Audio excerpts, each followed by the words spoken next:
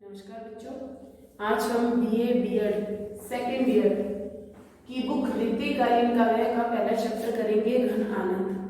कौन है घन आनंद? पहले हम इसके बारे में जानकारी प्राप्त कर लें।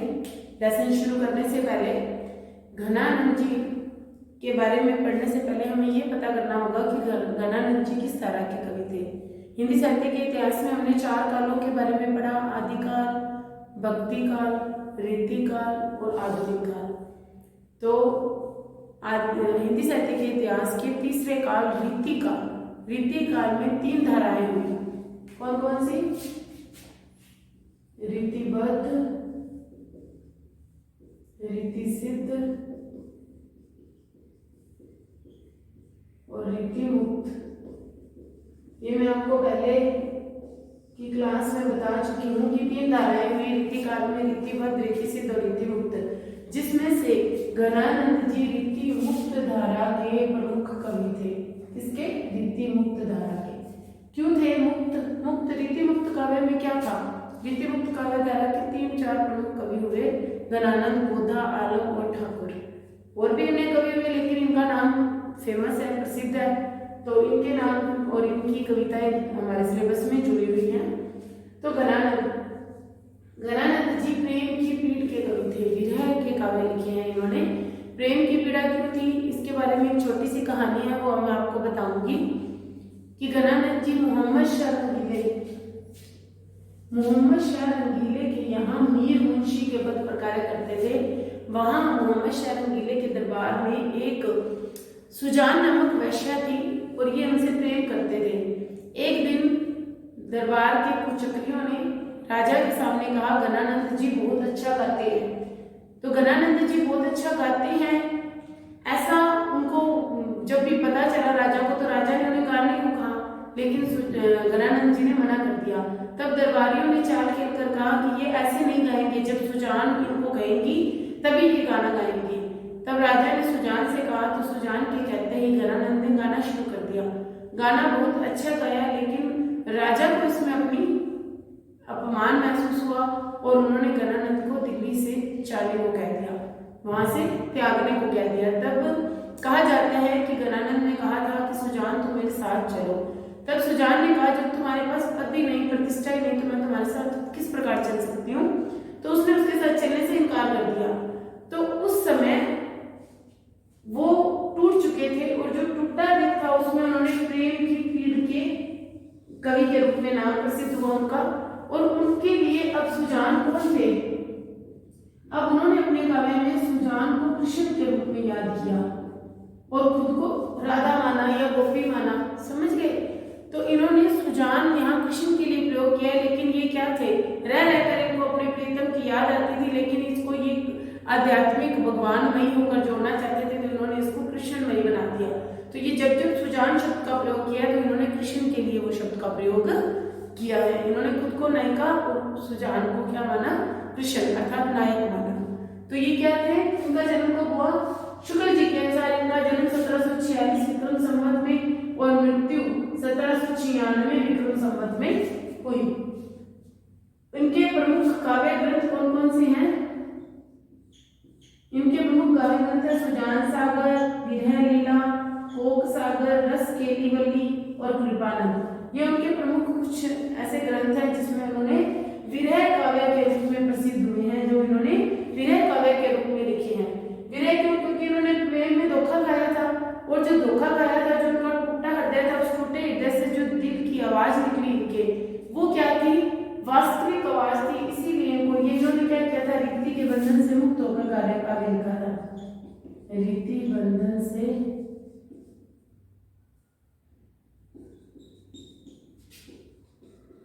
स्वच्छंद रचना की थी।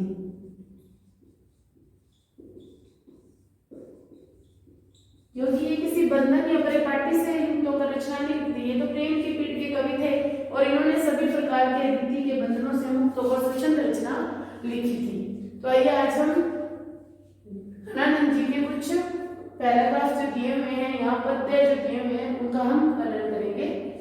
तो प्रसंग आपको पता ही है कि प्रस्तुत पद्य हमारी पाठ्य पुस्तक रीतिकालीन काव्य के घनानंद से ली गई है, जिसमें घनानंद जी के विरह का वर्णन किया गया है। रूप निधान सुजान सखी जब ते इन नैन ने को निहारे, दीठी थकी अनुराग छकी मति लाज के साज समाज विसारे। एक अचंबो भयो घन आनंद है नित ही पल पाट उभारे, तारे करे नहीं तारे कहूँ सो लगे मन मोहन मोह के तारे। निधान होता है खजाना,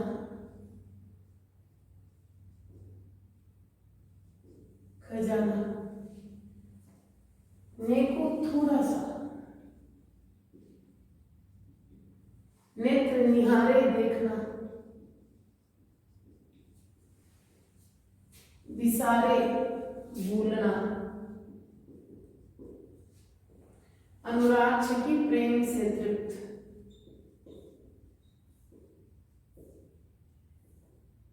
तृप्त, देखी दृष्टि,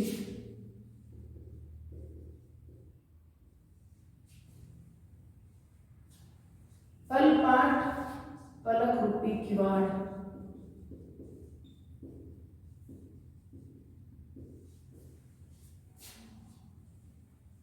तारे पुतलियां, नेत्रों की पुतलियां ना उसको तारे बोला गया। तो अब हम इसका अर्थ करेंगे। रूप निधान सुजान सखी जब ते इन नैन मीने को निहारे।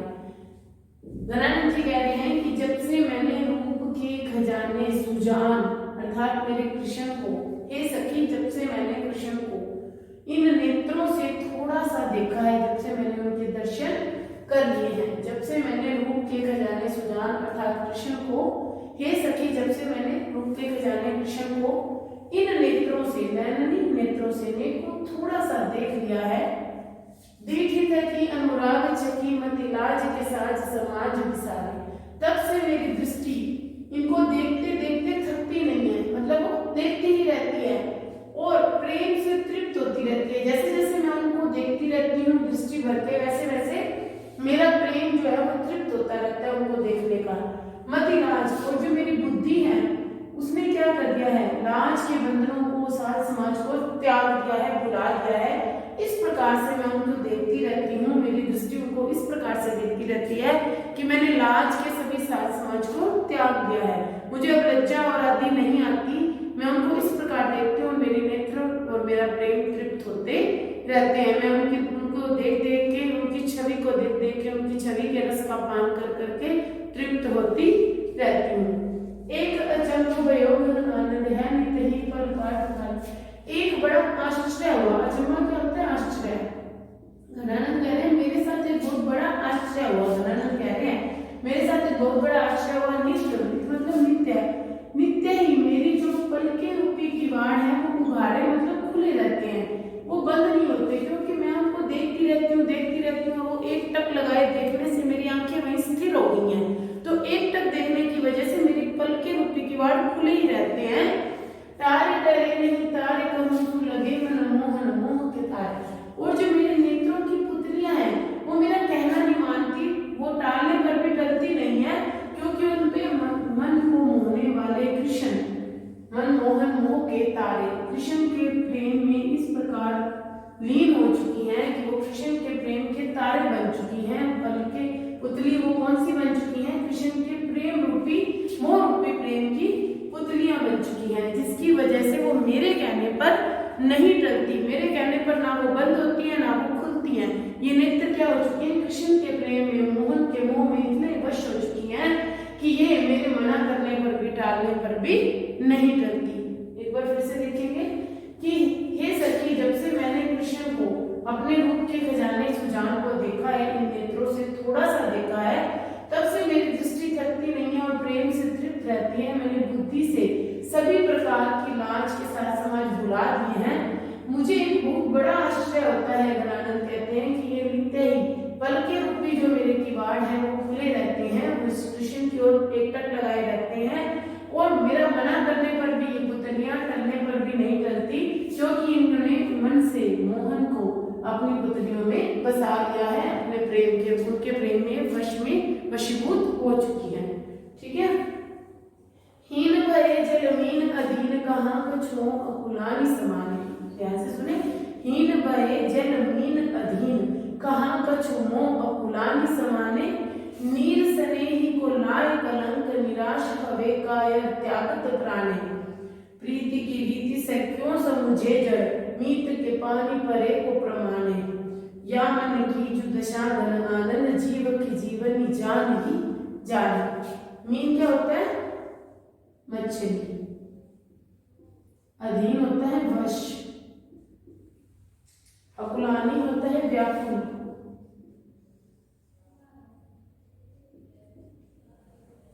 नीर होता है जल, स्नेही होता है प्रेमी,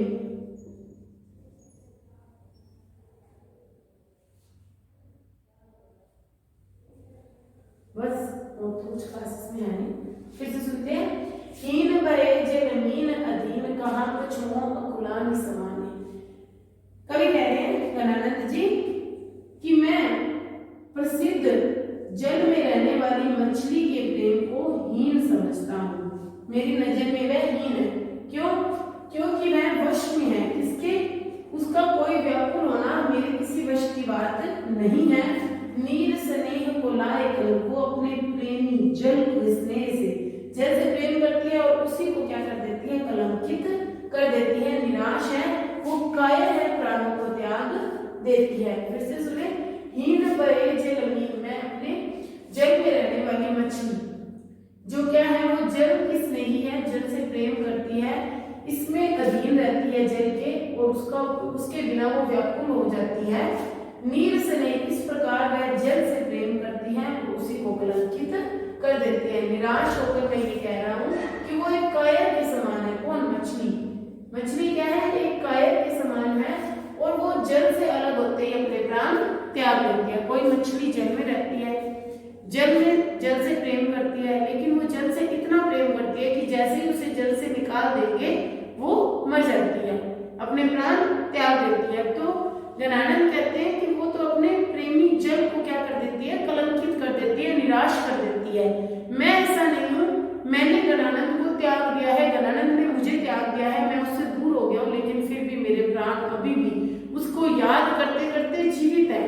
तो मछली का जो उपमान है प्रेम का, मछली जल और मछली प्रेम के उपमान है, वो सब क्या है? मेरे लिए हीन है, मेरी दृष्टि में वो हीन हो चुके हैं। क्यों? क्योंकि वो कायर है, जो बिना एक दूसरे के वो त्याग देते हैं प्राण। जल तो जड़ है, लेकिन मछली में तो क्या है? जान है, वो फिर भी उसके बिना प्रेम अपने प्राण त्याग देती है। प्रीति की रीति से क्यों समझे? वह मछली जो है वो प्रीति की रीति को नहीं समझती है, क्योंकि वह जड़ जो है वह तो जड़ है, और वह मीत अपने मित्र को प्रमाण घोषित करती है, साक्ष्य घोषित नहीं कर पाती, और वो उसके बिना अपने प्राण त्याग देती है। या मन की जो दशा गणानंद, अब गणानंद कह रहे हैं कि मेरे मन की जो दशा है उसे केवल कौन समझ सकता है? गणानंद सुजान समझ सकती है, क्योंकि वो तो मेरे जीवन का आधार है, जीव की जीवनी मेरे जीवन की आधार है, मेरे जीवन की जड़ी बूटी है, और वही मुझे समझ सकती है। फिर से देखिए। हीन भरे जल मीन, मछली जो है वो जल में रहती है और जल से प्रेम करती है, लेकिन आज मेरे लिए वो मछली जो है वो हीन उपमान है, क्योंकि वो जल से तो प्रेम करती है, नीर स्नेह प्रेम तो करती है जल से, लेकिन उसी को कलंकित कर देती है। निराश होकर यदि उसको जल से निकाल दिया जाए तो वह कायर अपने प्राणों को त्याग देती है। प्रीत की रीति को वो कुछ भी नहीं समझती, क्योंकि जल तो जड़ है, मीत के पानी परे को प्रमाण, और मीत जो उसका मित्र जो जल में रहता है उसके प्रमाण को वो सिद्ध नहीं कर पाती, उसके प्रेम को वो सिद्ध नहीं कर पाती। हालांकि मुझे भी मेरे सुजान प्रीतम ने मुझसे अपने आप से अलग कर दिया, मैं भी उससे अलग हूँ, लेकिन फिर भी मैं उनको विरह में याद कर करके उनके विरह में गीत लिख रहा हूँ, या कुछ काव्य लिख रहा हूँ, या उनके यादों को याद कर रहा हूँ, फिर भी मैं जीवित हूँ। या मन की, मेरे इस मन की जो दशा है, गणानंद कह रहे हैं मेरे इस मन की जो दशा है वह जीव की जीवनी मेरी सुजान ही समझ सकती है, वही जान सकती है। तो समझ आ रहा होगा आपको। अगला। सूदी करे भूल की सूरती आए जाए, तब तब सूदी भूली को गई मौन को, जाते सूदी भूले सो कृपाते पाई तो प्यारे, फूली फूली भूलो या भरोसे सूदी मौन को, मेरी सूदी भूले ही विचार ये सूरती नाथ, चातक उमाहे घन आनंद अचोन को, ऐसी भूल हूँ सो सुधी रावरी न भूले क्यों, ताही जो विसारो तो संवारो फिरी कौन को। सुधी होता है याद और सुरती भी क्या होता है याद। भूली, भूलना, मौन, चुप। तो लगभग सुधी और सुरती दो ही शब्दों का ज्यादातर यहाँ प्रयोग हुआ है इस पैरे में। एक तो पुनरुक्ति प्रकाश का बहुत प्रसिद्ध हो गया, बहुत ज्यादा शब्दों का आवर्त किया गया है, बार बार उन शब्दों का प्रयोग किया गया है और गणानंद जी ने बहुत अच्छी लेखनी चलाई है इस पद्य में। सुधी करे भूल की सुरती आए जाए, कि मैं जैसे ही मेरे प्रीतम सुजान को भूलने की कोशिश करती हूँ वैसे ही मुझे उनकी याद फिर आ जाती है। मैं जैसे ही अपने प्रीतम सुजान को भूलने की कोशिश करती हूँ, उसकी यादों को भूलने की कोशिश करती हूँ, वैसे ही मुझे उनकी याद बार बार आ जाती है और याद बार बार ताजा हो जाती है। सब सुधी भूले, जब मैं उनकी सब प्रकार की सुध को भूल जाती हूँ तो मैं अपने आप की सुध बुध भी खो बैठती हूँ।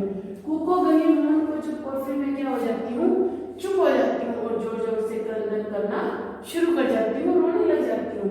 जब मैं यादों को सुजान कह रहे हैं, गरण कह रहे हैं, जब मैं सुजान की यादों को भूल जाता हूँ तो फिर क्या होता है, मुझे बार बार उसकी याद आ जाती है और इस तरह से मैं अपनी सुध बुध भुला देती हूँ। कुको गई मन और चुप होकर उन्हीं की यादों को याद करते हुए जोर जोर से क्रंदन होने लग जाती हूँ, रुदन करने लग जाती हूँ। जाते सुधी भूले सो कृपा थे पाए पर, अब तो उनकी यादों को भूलने पर मुझे ऐसे लगता है मुझे कृपा रूपी प्यार प्राप्त होगा, ताकि वो जो मेरे को जैसे ही मैं उनकी यादों को भूलूंगी वैसे ही मुझे सुजान की याद फिर से याद दिलवाएंगे सुजान स्वयं मुझे अपनी यादों को, तो इस तरह मुझे प्रेम फिर से हो जाएगा। फुली फुली भूलो यूं भरोसे सुधी होन को, मैं इसलिए प्रसन्न होकर ये सब यादें भूलना चाहती हूँ, ताकि इस भरोसे भूलना चाहती हूँ कि मुझे फिर से उनकी याद आ जाएगी, मेरे स्वामी फिर से मुझे उनकी याद दिलाएंगे। मेरी सुधी भूले ही विचारे सुरती ना, जैसे ही लेकिन जो मेरे स्वामी हैं, मेरी यादों के जो स्वामी सुजान हैं, वो क्या हो चुके हैं, मेरी यादों को भूल चुके हैं, वो मेरे बारे में विचार नहीं करते। चातक माई गण आनंद रचोन को, जो चातक पक्षी है वो जिस प्रकार गणानंद कह रहे हैं कि चातक पक्षी स्वाति नक्षत्र की बूंद को प्रेम करता है, उसके बादल से निकलने वाली उस वर्षा की बूंद को प्रेम करता है, लेकिन यदि बादल ही उसे भूल जाए और स्वाति नक्षत्र की बूंद ना बरसे तो बेचारे चातक पक्षी का क्या दशा होगी। ऐसी ही दशा इस वक्त मेरी है। ऐसी भूल हूं सो सुधी रावरी न भूले क्यों, ऐसी भूल हूं सो की इस प्रकार की भूल मुझसे हुई सुधी रावरी की आपकी याद मैं भूल से भी क्यों भूल गई, मुझसे ऐसी भूल क्यों हुई कि मैं आपकी यादों को भूल से भी क्यों भूल गई।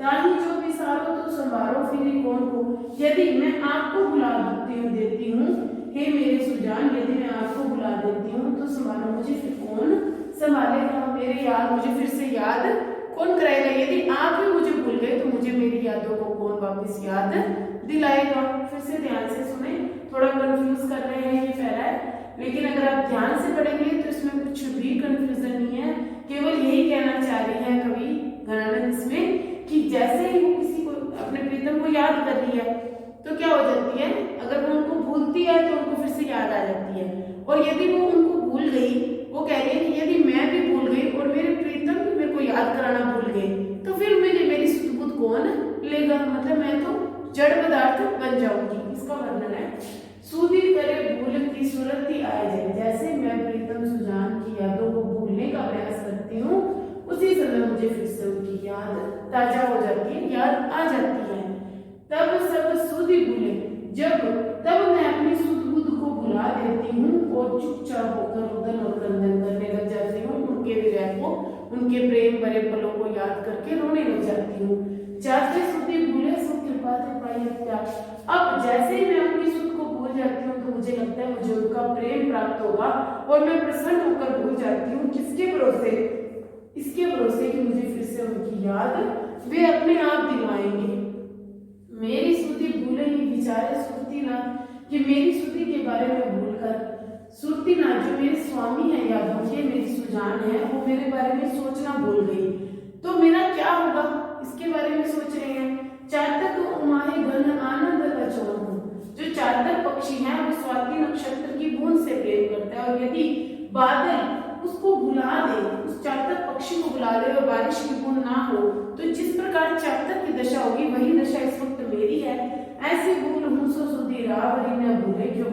यदि ऐसी भूल मुझसे हो गई कि मैं आपकी याद को ही भुला दूं, तो मुझे याद कौन दिलाएगा, ताही जो विसार। यदि मैं इस प्रकार आपको भूल गई तो मुझे फिर कौन संभालेगा।